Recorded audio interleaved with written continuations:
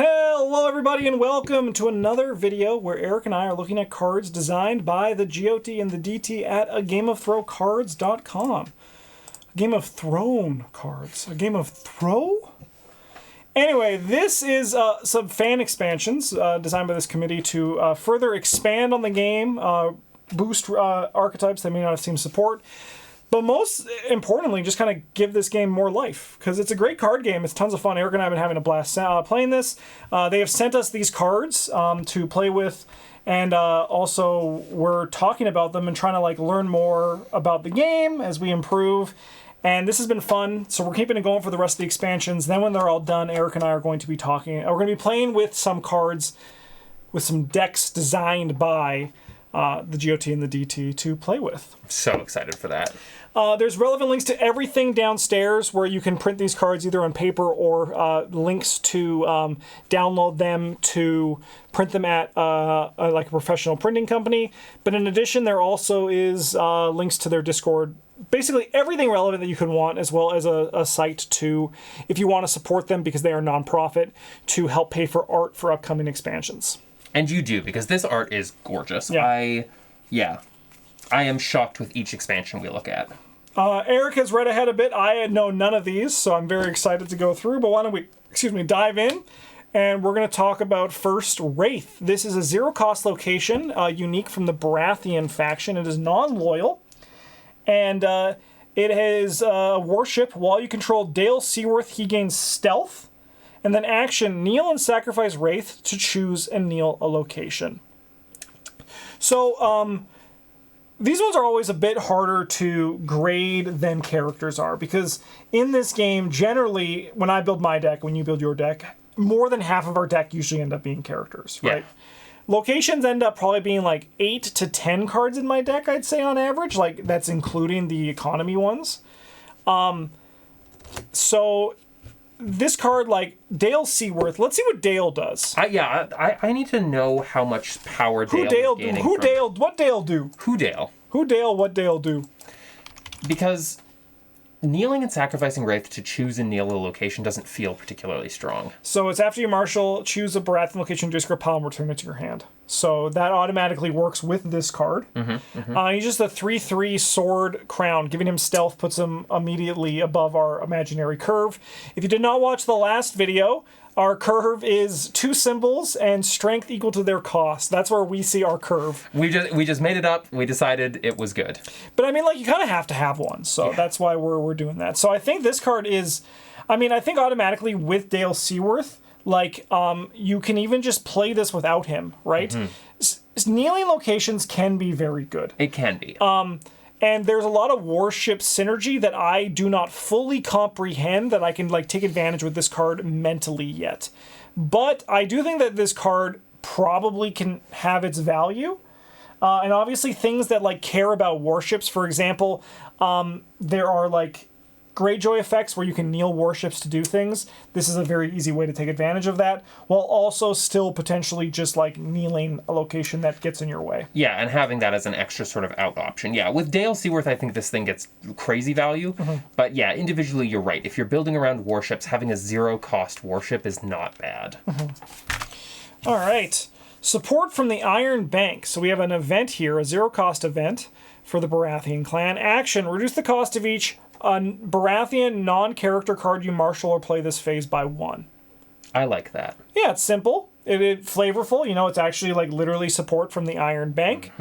And it can just make things cheaper at the cost of a card in your hand. The question is, how many cards would you want to play to make this worth it to you? 3? I want I want to discard a card for 3 gold. Okay, I think that's fair. That's the way I want to see it. Yeah. I think that's fair. It makes this give you money. If only it worked that way. Could you imagine if it did? Yeah. All right, on to the Greyjoys. We have Harlaw. This is a 3-cost unique location, House Harlaw and Iron Islands. It puts your reserve value up by 1 and reduces the reserve value on each opponent's revealed plot card by 1. Reduce the cost of each House Harlaw card you marshal by 1. So there's a lot of good there. Obviously, it really is kind of it's not actually +2 reserve value for you, but it kind of feels similar, right? where your opponent's reserve value is obviously worse, but yours is going up by 1, but there's like a 2 reserve difference now. And then obviously you want to play this in House Harlaw, which I don't think anyone in the previous expansion were House Harlaw, but I imagine we're going to see more as it goes, because that is one of the tribes that was not really fully actualized, I'd wager, being here, or it's just like supporting the tribe that already exists to get better. I'll be honest, I actually think that this card is incredibly strong. I don't know how little support House Harlaw has by the time this comes out, but if I was thinking about this as a standard Greyjoy card, 3 gold just to reduce the cost of each card you marshal by 1 is huge. Yeah, I like this assuming card. you're big on House Harlaw, Yeah. anything that like once again, you probably you need to buy at least 3 to get full advantage of it. But this also has the thing where like really reserve doesn't come in too much in the games we've played, but we've played like not even a dozen games yet. Yeah. So it goes down, like we don't know how much it is there, but like as soon as you discard like 1 card from your opponent's hand with this, like that's value. It's starting to pay for itself too, right? And you know, we also we don't tend to interact with reserve, but this could potentially change that, because if you know someone is running plot cards that have low reserve, this can get punishing. Also nice too for melee mode when you have 3 other opponents, because then you get a bit more value from it. All right, we have Silence. Silence is a 2-cost location. It's a warship. It's unique, and it's also a loyal Greyjoy card. Each raider character you control gains Pillage. Pillage is they discard the top card of the deck if they win a challenge. While an opponent has 10 or more cards in the discard pile, each raider character you control gets +1 strength. I love it. It's expensive, and I'm pretty sure there are other silences that already exist. Let's search Silence and see what the game says. Not Sukens, Silence. Yeah, so there's one in the King of the Isles. This one. Very different style of card here. Very different. So this one is Kneel Silence to put a warship location play from your hand. Then if you control your own Crow's Eye, stand him, +2 initiative. That is a strong card. But I do like what this one brings, because this one's for like the Raider deck. This seems very powerful in that deck, right? You get one of these into play, and your Raiders just get +1. And as we know, +1, like lords in this game for Magic the Gathering that pump up all of a certain type are strong. Yeah. Like with my Drowned Gods, that they just all got stronger, right? Exactly. It just adds up. I think we continue to see a lot of good Raider support that kind of moves you away from always playing a Drowned God deck. And I'm loving that. And like I like the other card, but that card is very specific to a particular card. Yeah. This one I love. This one's kind of just like can go in a Raider deck. Yeah. Yeah. All right, we got Milk Snakes. This is a 3-cost non-loyal clansman from the Lannister house. 2 strength, sword, ambush 4, bestow 1, and stealth. A lot of keywords. Each clansman character you control with 1 or more gold gains a crown icon. Okay, interesting.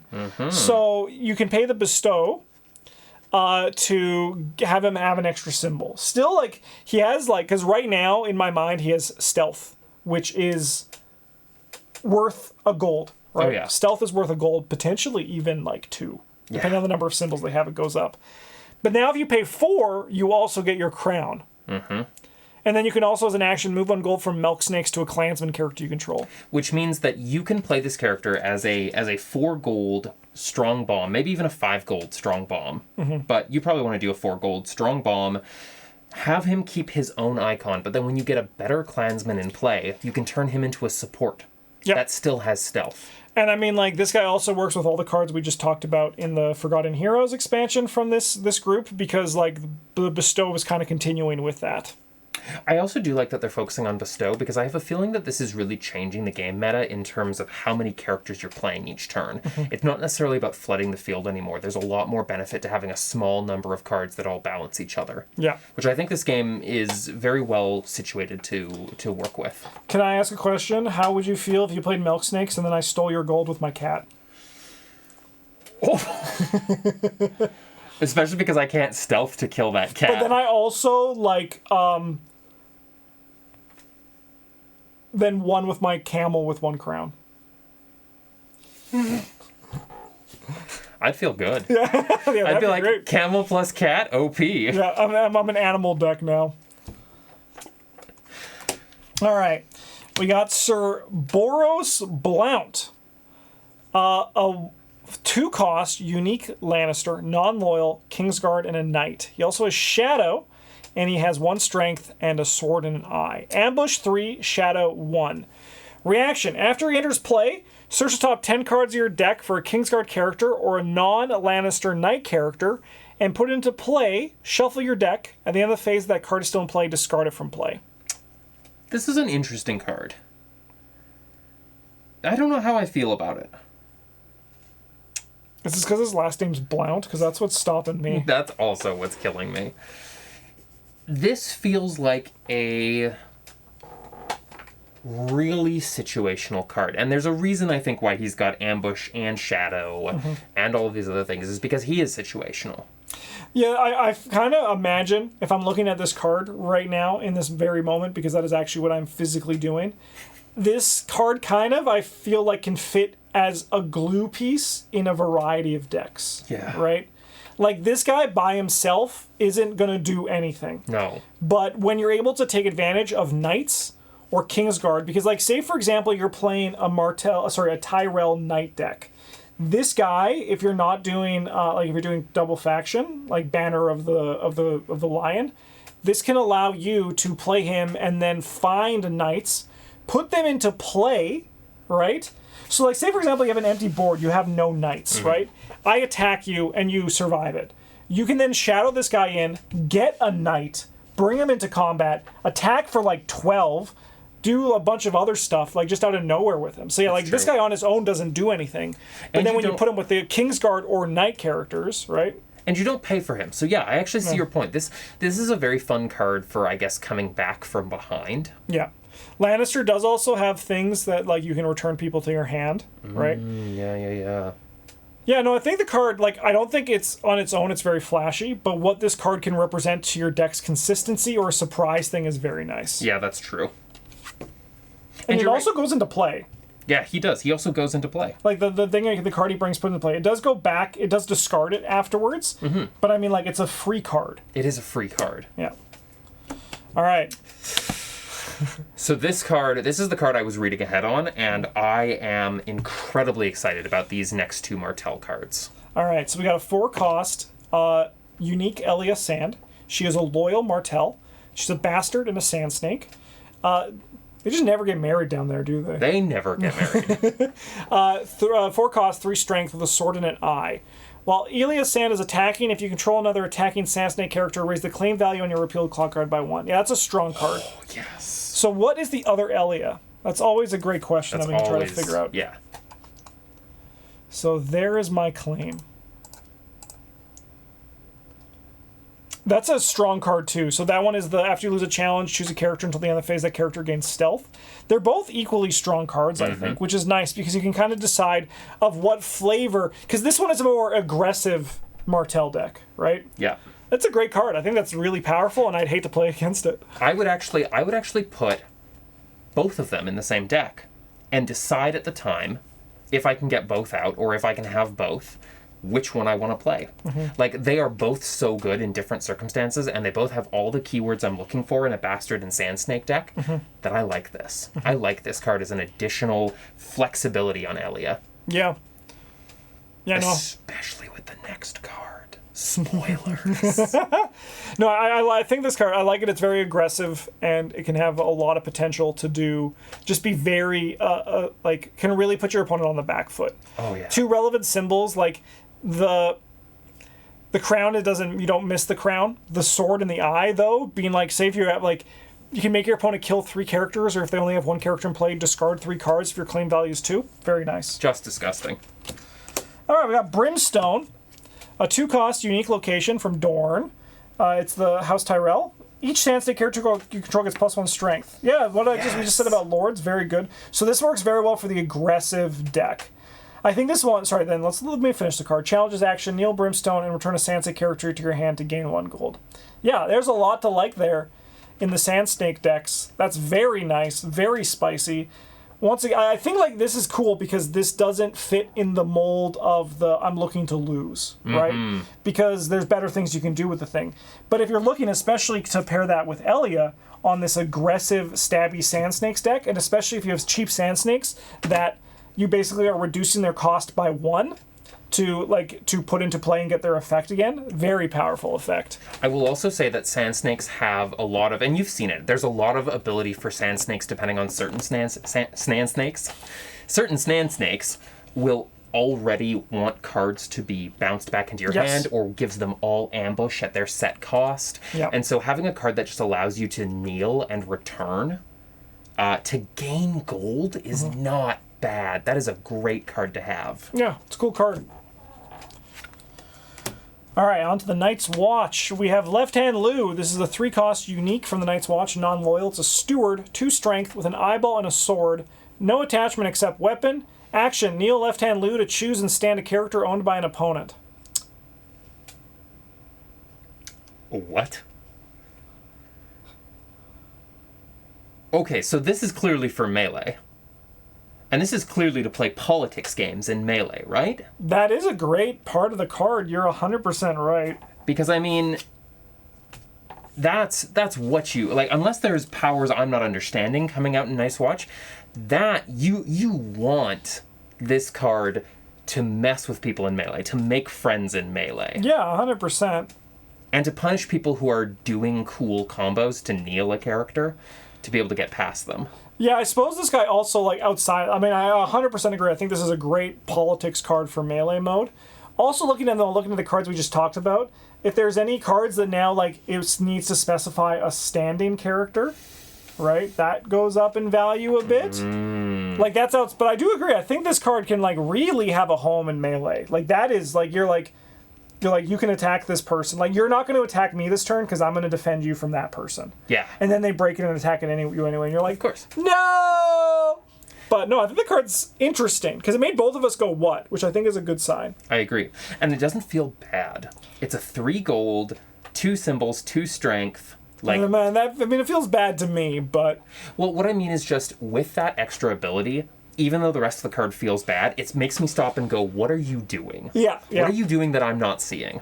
No, I think I agree with you. The Melee approach to it is really nice. I'm curious to see what else this guy can do. Yeah. Because I'll tell you what, the next Night's Watch card gives me no clue.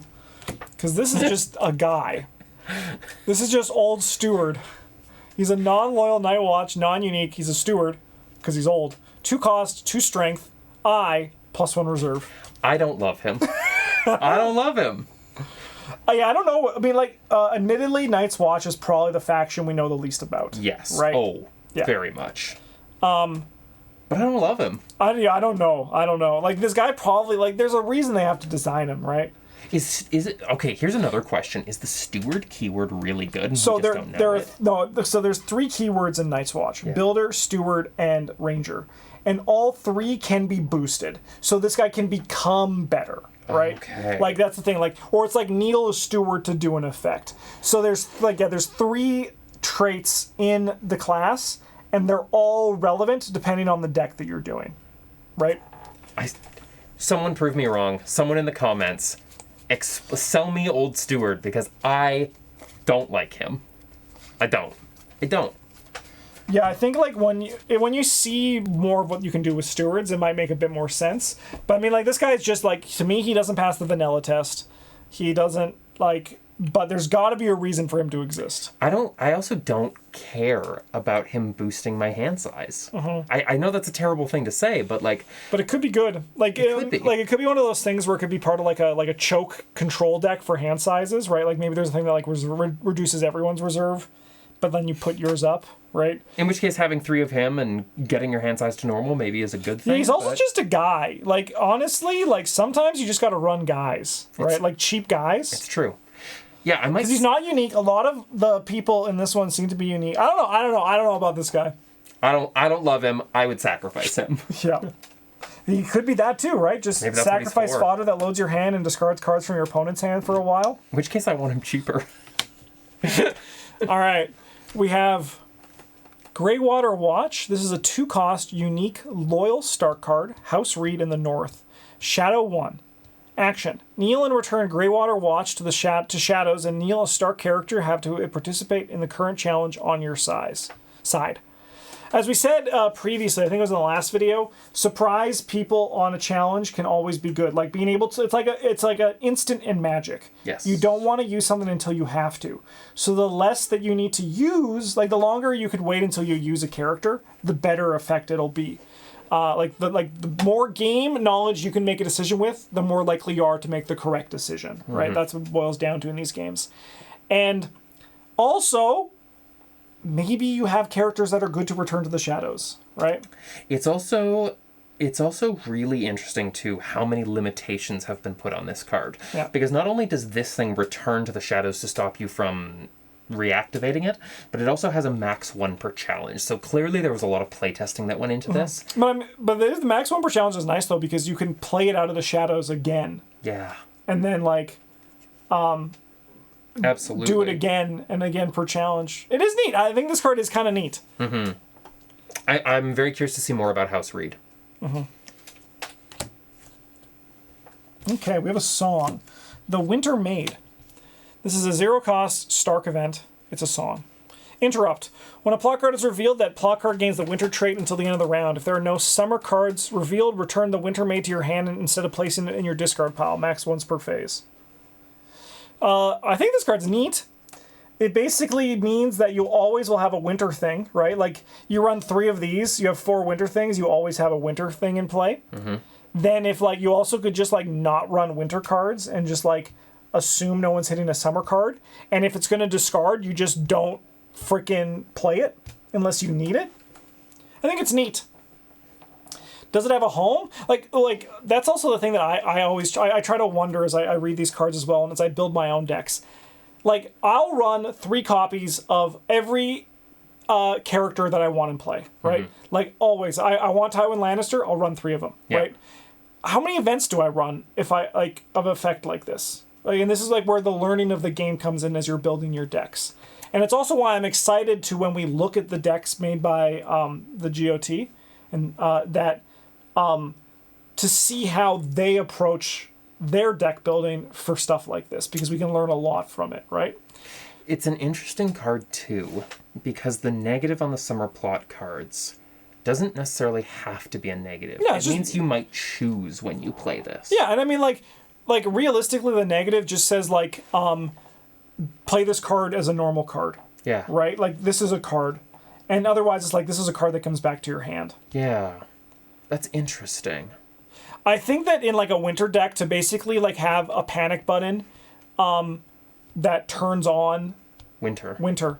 And say you're revealing first, you can reveal, wait to see what your opponent reveals. If they don't have summer, you can turn it into a winter card and turn it back to your hand.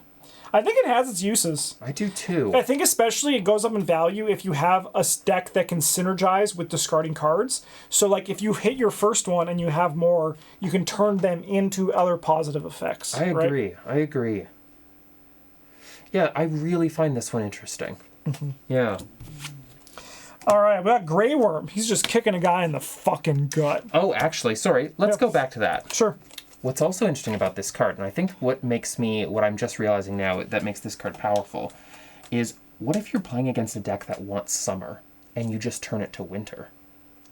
It would gain the winter trait, so it still is a summer trait. Okay. Yeah, but also on that note, what if your opponent is playing a deck that doesn't want winter? Yeah. Right? You can now give winter onto it. So I think a similar through line for that. All right, back to Greyjoy kicking this guy in the freaking gut. Yeah. Greyjoy is a 5-cost. Grey Worm. Grey Worm. Thank you. Grey Worm is a 5-cost, loyal Targaryen, 5 strength, companion, and a guard, and has a sword and an eye.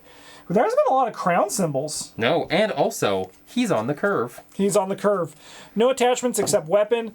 Greyjoy does not kneel when declared as a defender against an opponent with more cards in their hand than you. I like everything about this guy. That's a good card. It's a good card. I like the way he kicks. Let's look at original Grey Worm, not Greyjoy. Fall of Astapor. Actually, during a challenge in which Greyjoy is attacking, choose a defending character until the end of the challenge. The character gets -3 strength. So yeah, 2 good effects. Mm-hmm. I think that's nice. I like this one though because it's a this is, I'm about to say the dumbest forehead comment. He's a good defender. Yeah. I like that he is a little cheaper. His effect is a little bit less splashy.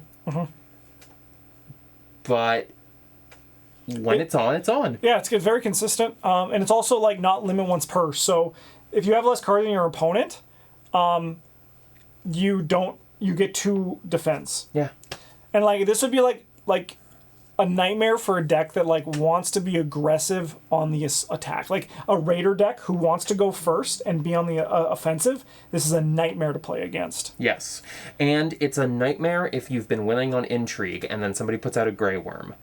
Because they just turned their loss of tempo into the card I threw halfway across the table. And like Targaryen wants to play with less cards in hand. That's kind of like what they do. Yeah. And then like just also then being able to like defend and then like attack. It's really good. It seems like a good card. Yeah, he's a good go second card. Yep. It's a good thing he's loyal, to be honest, because I would absolutely throw him in a Dorn deck. We have Tyrion Lannister. You know the guy. 4 cost, unique, Targaryen. It's a mercenary, and he has 3 strength and an eye and a crown. Bestow 3 in stealth. Every time I see bestow, I'm like, what's going to happen here? Yeah. Action, discard 1 gold from Tyrion Lannister to put a mercenary character into play under your control from any player's discard pile. And in the phase of that character is still in play, place it on the bottom of its owner's deck. So I imagine, this is limit once per phase, by the way, I imagine that from any player's discard pile is kind of just more for like flavor. Most often you're going to run this guy in a mercenary deck where you can take advantage of his ability. Absolutely. Right? And in that case, his ability is actually a net advantage to you because it's going to go back on the bottom of your deck. You draw it again. That's not a bad thing to have. I like him. Yeah, I like him too. I think he works. There's nothing about him that makes me like scream, I want to play this. But like in a mercenary deck, like he's like a piece that's like, oh, the mercenary deck could be a thing. Yeah. Right? I think that's a cool card, and I think it'd be fun. And he has stealth.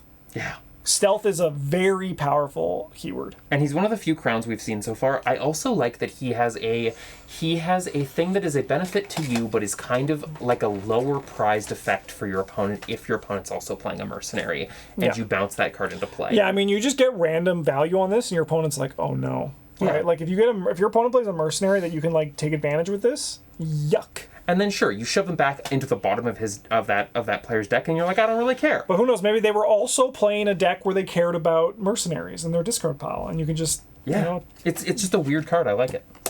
All right, we got Randall Tarley from House Tyrell. It's loyal. It's unique. House Tarley, Lord and Small Council. 7 cost character. 6 strength, sword and a crown. Renown. Action: kneel the reach location to either stand an army character, or reveal the top card of your deck. If it's location, draw it, and put it into play instead of the location as the reach trait, limit twice per phase. I like that. Yeah, it's a good card. Yeah. There's a lot to like here. Renown. 7 cost character, so it's like 7 cost characters usually to me scream your deck is going to be built around the idea of this character. Yeah. He is not a support character, he is the star character, right? Well, you look at some of the previous people we talked about and they were more support characters for the archetype. This guy is kind of just like, he is like going to make your armies good, but he also can just be card draw, but he's also just a 6 strength sword and crown. I will also say too, I think there's some value that a card like this brings into the game where you know at least one card that's coming up in your deck, even if you don't get any of the benefits off of him. Like, there is something nice to know that, like, whatever plot card I'm playing, I might want to consider. You know, if I've got a big value knight coming, it's good to be able to plan ahead. I mean, your opponent can as well, but it's good to know. But I mean, even being on the offensive, if you're first player and you can just use him to stand an army, because he doesn't kneel. Nope. The reach location kneels. You could potentially tempo this into 2 reach cards, paying for 2 more reach cards, which means that next round you can stand an army 4 times. Yeah. Oh no, it's twice per phase. Twice, but like still, like there's a lot of tempo here. Yeah, it's good. I like him. We got Sir Bryce Caron. This is a 5 cost, non-loyal House Tyrell. He's unique, 3 strength. So, actually, technically he has 4 strength. I read the card. He has sword and crown. He is a knight, Kingsguard, Knight, Lord, and Rainbow Guard. So he has a lot of traits. And then each knight character you control gets +1 strength. So this guy actually has 4 strength. Yeah. Great card. Great card. It's a Lord for Knights. And he's not loyal. Yeah. Which is even better. Yeah. You want to stick him in any heavy knight deck because he's just extra knight. And what's nice too is because House Tyrell has a lot of knight synergy, you could actually play like a knight deck in like maybe like Baratheon has knights. I'm not too sure where knights live, but then you can take advantage of him and other House Tyrell cards. Oh, 100%. Yeah, good card. I think it's good. All right. We have the Gulltown City Guard. We're in our neutrals. This is a 6 cost, 5 strength, sword crown, army, guard, House Aaron. No attachments except weapon. Reduce the cost to Marshal Gulltown City Guard by 1 for each city plot card in your use pile to a minimum of 1. I don't think there's much to say about this one other than like that seems good. I love I love armies that reduce their cost. You see me play it in my Targaryen deck. And city plot cards, I think like the idea of like your deck being also based around your plot cards is really cool. And realistically, if you play 3 city plot cards and you reduce this guy to 3 cost, he's more than worth it. He's disgusting. You don't even need to like go all in on cities, right? He's also got some interesting keywords, like, some interesting traits. Yeah. Army, Guard, and House Aaron. I have a feeling that we're going to see more of House Aaron, but I find the fact that Army and Guard is on the card is really interesting, because I know there are some cards that interact with Army. Yeah. Yeah, so I find this a very interesting card. Yeah, it's cool. I like the art too. Yeah. It looks nice. Yeah, very, very good art. Even though I promised I wouldn't. You're allowed to do whatever you want. All right, we have King's Landing Smuggler. This is a 2 cost, 1 strength with a sword, ally smuggler. Interrupt. When King Landing Smuggler leaves play, place 1 gold from the treasury on a card without gold. More bestow synergy. Any bouncing or like this guy can just die and make something richer is a good card. I think it's another like it's not like a flashy card, but it is grease in your bestow deck. And I'm not against paying 2 gold to put out something that I know is just going to die if somebody wins pretty reasonable. Challenge. 2's pretty reasonable. Like, he does something when he dies. So if I'm putting him out there just to die to your card and I'm getting that 1 extra bestow, that's fine. And I mean, realistically, too, if your deck wants to return cards to your hand to like pay for additional costs, 2 is pretty cheap, and you also get a benefit from it. Because really, this is like you're getting a gold out of it, which is like paying 1 for a bestow, which is just going to make your other cards stronger.